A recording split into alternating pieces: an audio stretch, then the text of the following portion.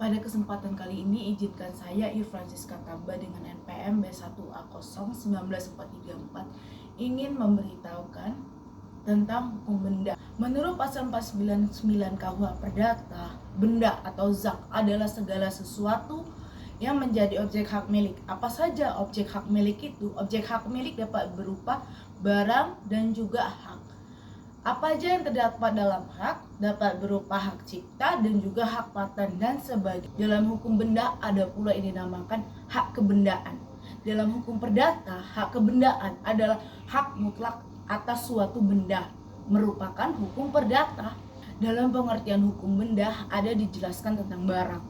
Dalam hukum benda, barang dapat meliputi benda yang tidak bergerak yang diatur dalam pasal 506 sampai 508 KUH Perdata dan benda yang bergerak yang diatur dalam pasal 509 sampai 518 KUH Perdata. Lalu macam-macam pembendaan menurut hak kebendaan. Yang pertama, ada benda yang bergerak dan benda tidak bergerak, lalu benda yang berwujud dan benda tidak berwujud.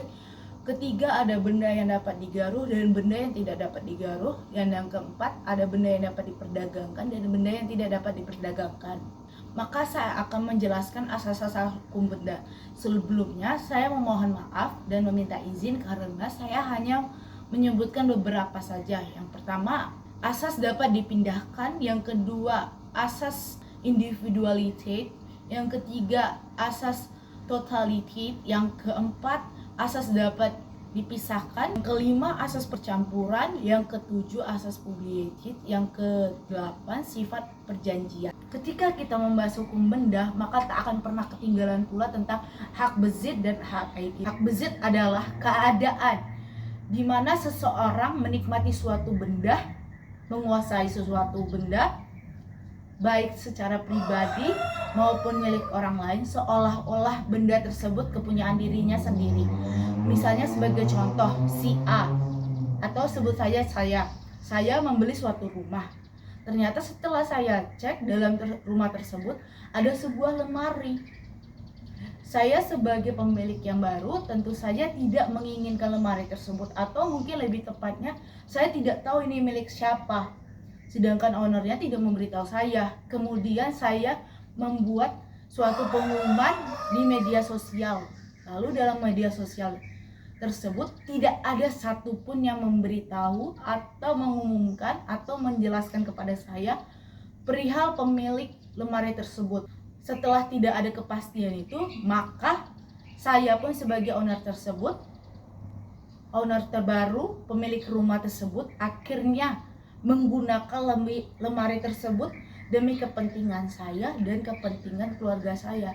Dikarenakan hal itu pula yang disebut hak bezit, karena saya sebagai pemilik owner rumah baru menguasai atau memiliki atau menggunakan lemari yang sebelumnya sudah ada tanpa saya tahu kepemilikannya. Jika hak bezit merupakan keadaan di mana seseorang menguasai benda tanpa mengetahui pemilik sebelumnya, maka lain halnya dengan hak egedom. Apa itu hak egedom? Hak egedom adalah hak mutlak, hak yang paling sempurna dalam hukum benda.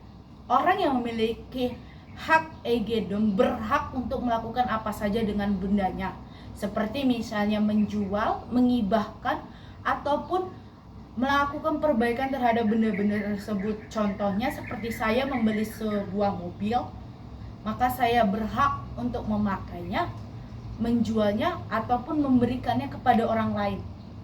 Dikarenakan saya memiliki hak mutlak atas benda tersebut.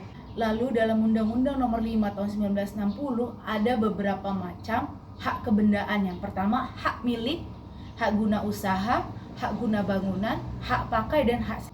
Demikian penjelasan pada video kali ini. Saya memohon maaf jika terdapat terjadi kesalahan dalam informasi dan pemilihan kata. Akhir kata, saya ucapkan terima kasih.